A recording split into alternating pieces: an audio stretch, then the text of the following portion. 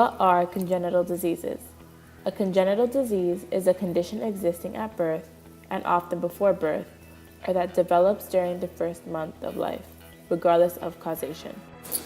A healthy body and a sound mind are real blessings to mankind, and those of us who possess them should be thankful that we've been blessed with them.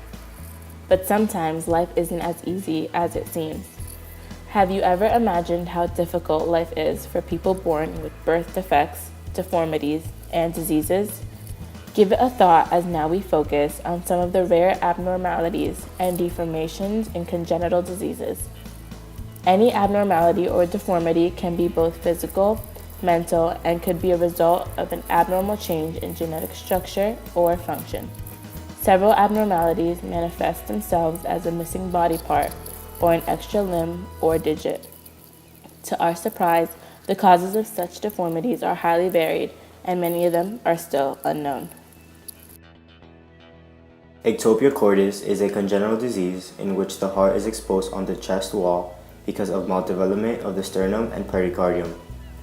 Ectopia cordis occurs in 5 to 7 per million live births, and it has an extremely high mortality rate. Abbott first proposed ectopia cordis in 1898, although cases of patients with similar defects had been described for decades with other designations. This abnormality is classified into 4 types: cervical, thoracic, thoracoabdominal, and abdominal. The abdominal group include patients with an anomaly of the abdominal midline, who met the defining characteristics of the disease.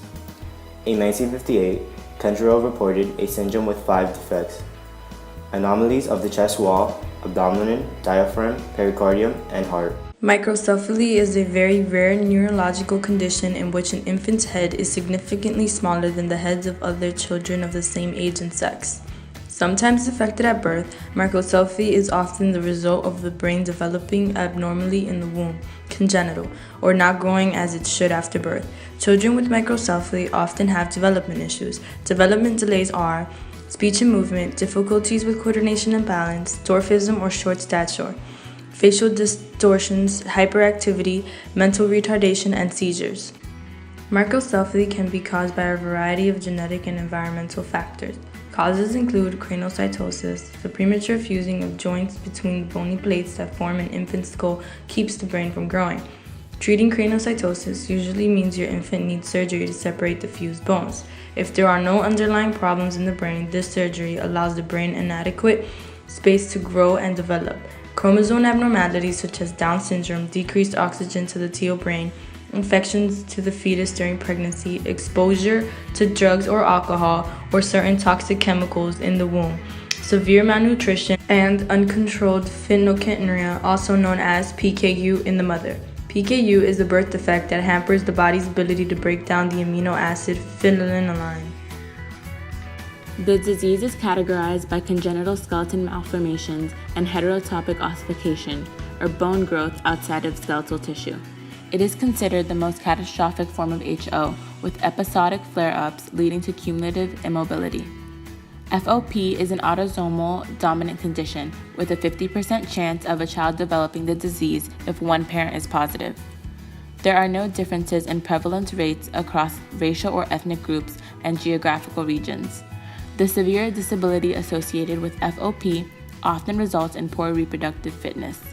To date, there are fewer than 10 multi-generational families afflicted worldwide. A curious aspect of this condition is that the majority of diagnosed cases are spontaneous mutations with no apparent hereditary link. Within the first decade of life, inflammation and a swelling of soft tissue can be seen. These swellings can be painful as they transform the soft tissue into bone. Typically, the first indications of this disorder appear in the back, head, neck, and shoulders. After a certain amount of time, spinal deformities become apparent. In early stages, new growths can appear rapidly, sometimes overnight. Various triggers have been identified with FOP, such as trauma to muscle or connective tissue. Dental work, bumps, bruises, or falls can lead to new bone formations.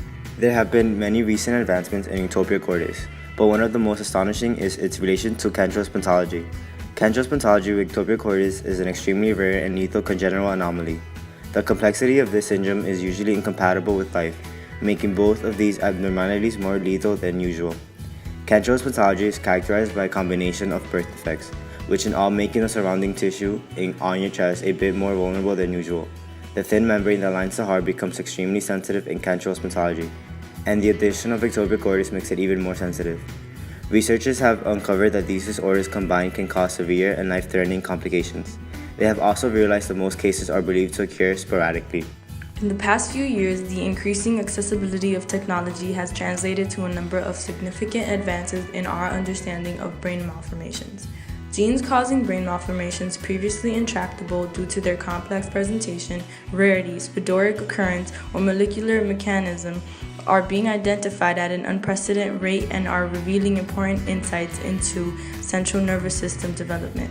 Recent discoveries highlight new associations of biological processes with human disease, including the pathway in brain overgrowth syndromes and the trafficking of cellular proteins in microcephaly capillary malformation syndrome.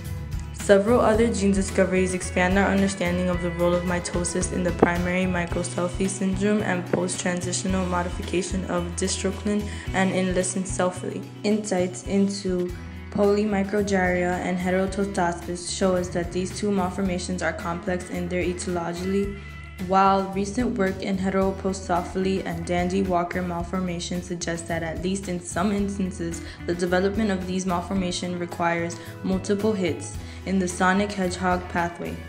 The discovery of additional genes for primary microcephaly continues to impress upon us the significant degree of genetic heterogeneity associated with many brain malformations.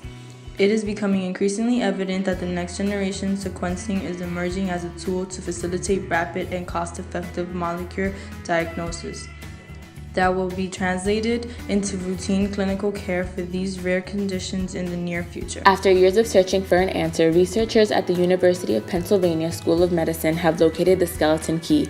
These researchers have been allowed to build on past findings and have come to the conclusion that FOP is the first human genetic disease ascribed to ACVR1, or activin receptor type Ia. This is also known as a BMP receptor, which is a protein that helps determine the fate of stem cells in which they are expressed.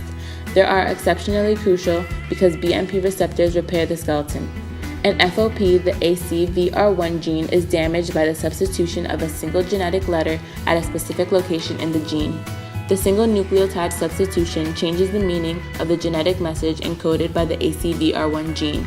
Thus, the substitution of one genetic letter for another out of 6 billion genetic letters in the human genome, the smallest and most precise change imaginable, is like a molecular terrorist that short-circuits a functioning set of muscles and connective tissue and transforms them into a second skeleton, in essence turning a light bulb into an atom bomb, says Kaplan, a researcher at the University of Pennsylvania.